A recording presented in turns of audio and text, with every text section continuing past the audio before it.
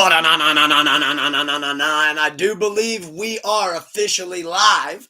And with that being said, we are definitely in the wee hours of the AM. It is the vampire time, and it is your host, El Tucurtente, the Ultimate Sensei, with your co-host for the night, the great Scotty Two Stone, returning, pulling up a chair with us on this bonus episode of Bumps and Bruises. Woohoo! Reviewing AEW Full Gear 2024. Oh, you mean dog gear, dude. Oh, coming in with that hater energy already. You're already trying to bury it. AEW has already confirmed that they're moving into smaller venues in 2025, but they're not quite there yet, so you don't want to bury them yet, brother. You heard what they did in Columbus, dude. What they're doing in Columbus. They said, hold on, dude. We're going to work with the Columbus convention. They're doing, I forget whatever convention in Columbus next weekend. Or in December. Well, that's a good way to get their name out there. When you get your name out there, you put asses in seats. Sure, Trash and Lita's going to be there. Well, how's that going to benefit them? Is AEW going to sign them? No. They're just there for meet and greet. I don't know, though. Trish and Lita could spice up that women's division in AEW. They got money, dude. But to kick us off, AEW 2024 Full Gear, we got Big Boom, the Costco guy, with Big Justice versus QT Marshall singles match. Who you got? Oh, one of them's a professional jobber, dude. I'm actually going with the fucking Costco guy. He's winning. What's his name? Big Boom? Yeah. So we're both going Big Boom? Jobbing, because when's the last time he won a match? That's pretty sad that they're doing that to him, but wasn't that that one of Punk's friends or no? No. He was Cody's friend. Oh, right. But he's probably still getting punished. He's a teacher. No, he's not getting punished. He's a writer. He does backstage shit. Fair enough. Tony's not holding any hard feelings towards that, because I'm sure every time he sees that big I'm pretty sure Christ. he's pretty sick to his stomach, bro. Well, AEW fans are sick of him. That's a different company, though, dude. And I think AEW would hate if we were bringing up that other company more than they already bring up that other company, dude. We got MJF versus Roderick Strong singles match. God. Roderick Strong earned that shit. Yeah, but he loses. You got to carry that Adam Cole devil story out of nowhere. When are they going to pick that back up, do you think? No, because they're trying to get that where it's going now. That's why Roddy Strong got to face MJF first. Because Cole couldn't do what he had to. Cole couldn't get it done. So he's never going to get his revenge. Big Papa Pump Adam Cole couldn't get that shit done, brother. He didn't have it in the tank, dude. He didn't have that 33 and a third chance. No, he only had that third chance. Less than a third chance. So third match. Now this one I think could actually be pretty good. Jay White versus Hangman Adam Page. You know how I feel about the Switchblade. Jonathan Daly, I know how he feels about the Switchblade. But I also know how Dooley feels about Hangman Adam Page. So where do we fall with this one? I'm actually going Switchblade. You got to get him over. We got to get him over. There's no reason why we can't get him over. Are you going to bury his Hangman's new fucking character work? The crazy cowboy? Well, the crazy cowboy is hell-bent on leather. Hold on there. That's Judas Priest, brother. And he ain't Judas Priest, and he ain't Rob Halford. He's just boring old Hangman Adam Page. That's not his fault that Tony Khan... Okay. Tony Khan refuses to push him after he lost the title. Plus, I don't think he hits a gym. Hangman? Yeah. No, he hits the bar, baby. Bourbon. Absolutely, and you can tell. One shot, one beer. Jay White looks smaller than him, but really looks bigger than him when they stand side by side because one of them's ripped. Man, he's the fucking Switchblade, brother. Yeah, but I'm going with Jay White on that. He loses. Jay White loses. Absolutely. So we differ. First one where we differ. The only way you can actually salvage either one of these people is have a walker brawl to the back, double count out. But no, Tony's going to bury one of them. He's going to bury Jay White. He's got to stop with all these burials. He's got to stop with all these burials. Like the people that he's been burying, it's getting a little bit fucked up. He He's just had already been buried, Jay White, but now he's on the come up again. Well, they didn't bury him. Buried Powerhouse Hobbs. He was on the trios champ. He buried Warlow. He was the trios champ right not too long ago. So he wasn't like buried, but he just came back. Hangman has this new psycho energy going on. Yeah, and I don't know renegade what the hell cowboy. happened with the swerve finish, but we're not going to go back to that. It's just kind of a little bit like I feel like they left that like, okay. So Well, he got his revenge because Swerve don't hold that belt. So he can come back to that.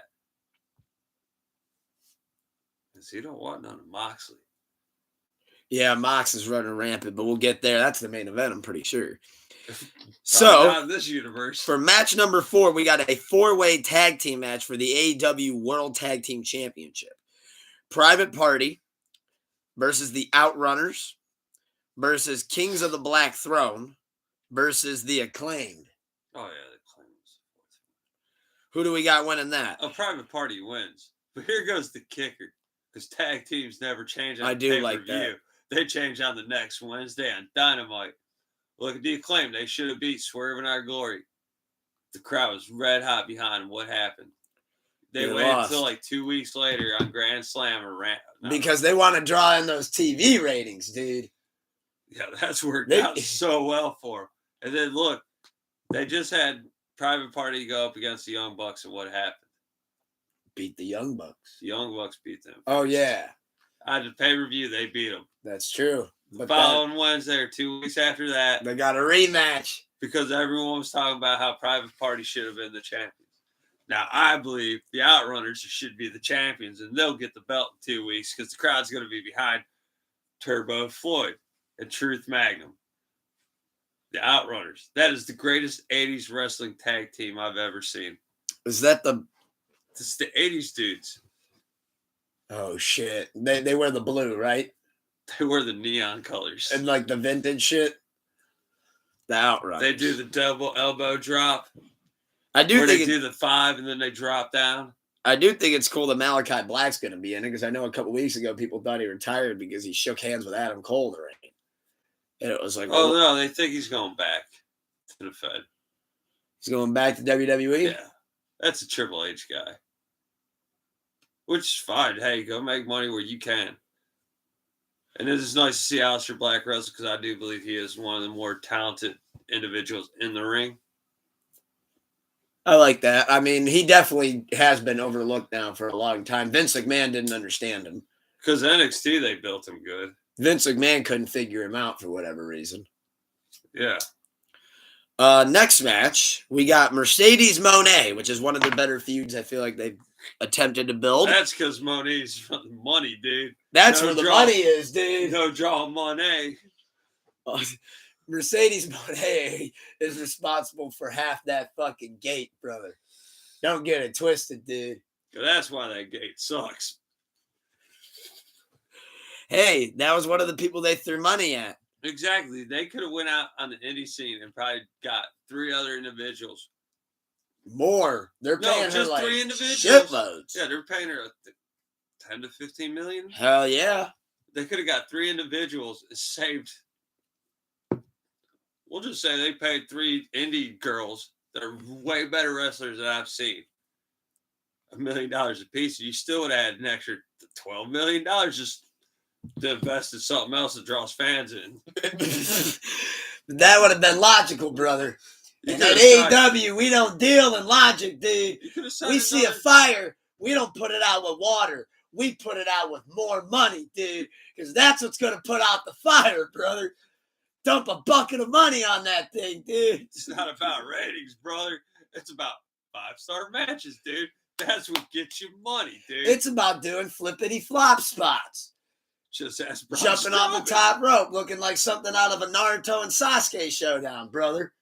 That's what we're doing over at AEW, dude. But money wins because they didn't give her $15 million for fucking nothing. The job. That belt ain't going fucking nowhere. She might work even less than MJF in real life. They're gonna start calling her Jordan Belfort. Dude, because that belt ain't fucking leaving. I make fun of MJF doing like 3 matches a year. She's lucky to even hit 2.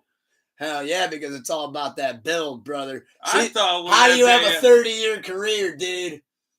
How do you have a 30-year career like The Undertaker, brother? He looks at some of these people, he goes, Osprey, dude.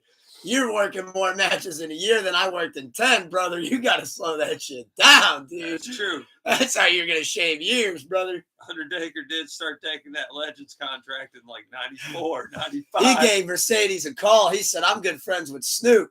He gave me the chain, dude. I got to let Mercedes know. This is what you got to do for the long But career, I do believe guys. Statlander's the better person, better wrestler. I do too, but Monet's going to. I think in the end, she'll be way better career than Mercedes Moné. They took the worst 4-horse girl. Yeah, but they thought she was the best one, dude. The worst one ever. That's the boss. Dude, she might even be 2 belts, Banks. 2 belts. That's what she was at one point, dude. She was running through the roster. Don't deal slack slide. 2 goddamn belts at the same goddamn time.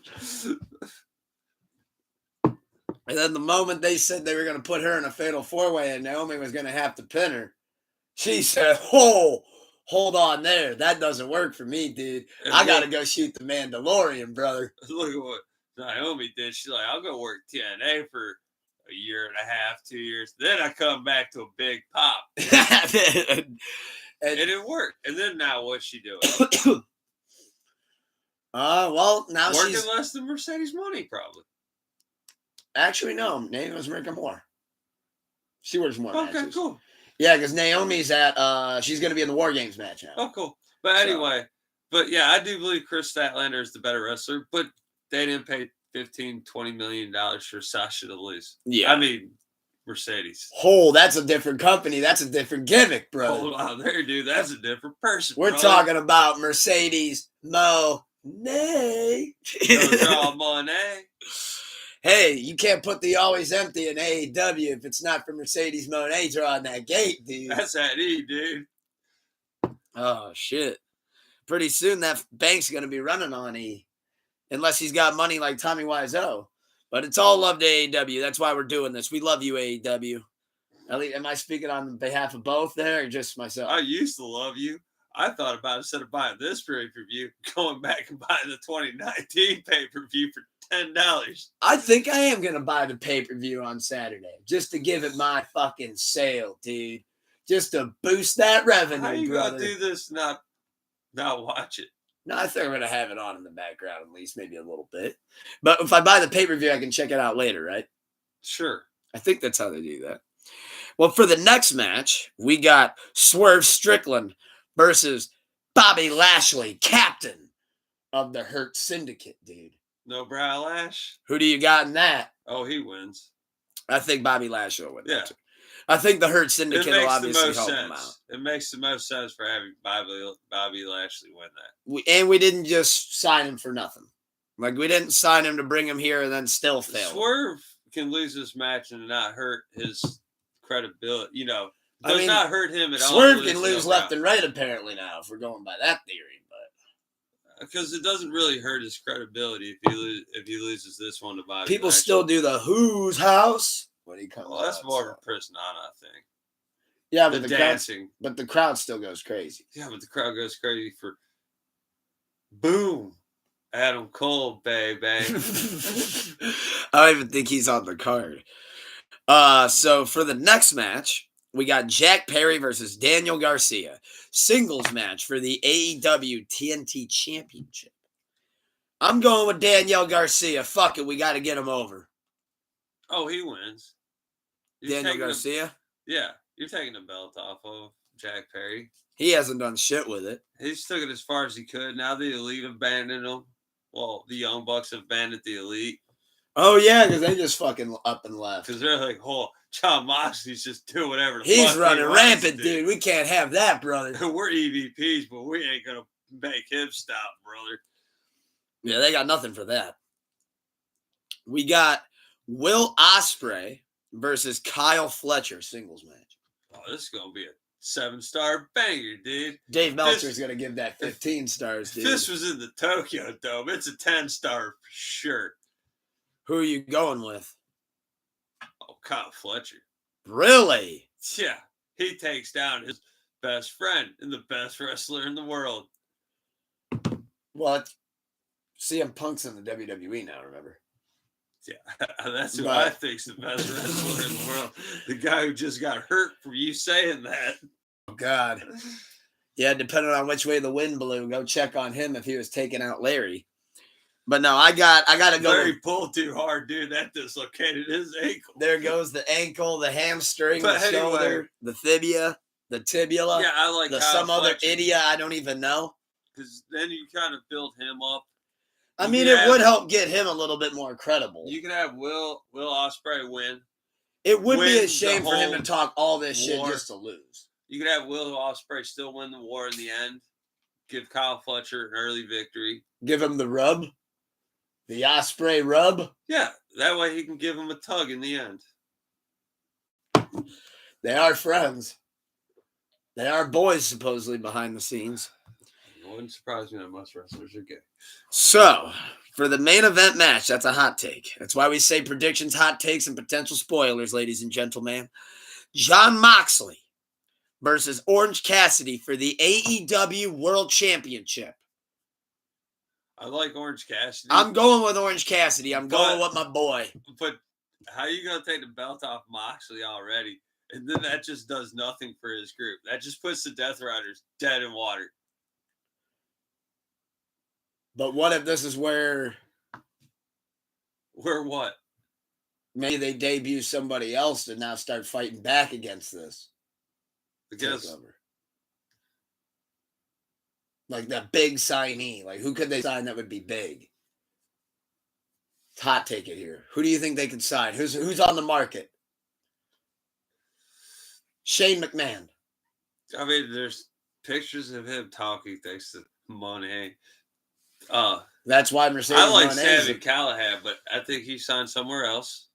What about Cardona? No. He can't be all elite? No.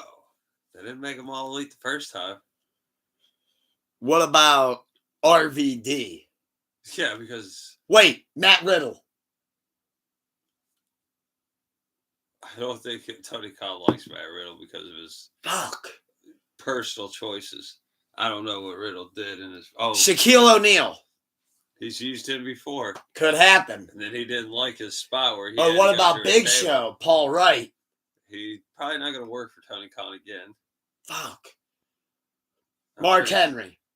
One of them two don't work for Tony Khan anymore, if not both of them. I think both of them don't. So, yeah, they're going to sign Mark Henry to be the leader. Adam Copeland returns. Okay, that's an interesting take.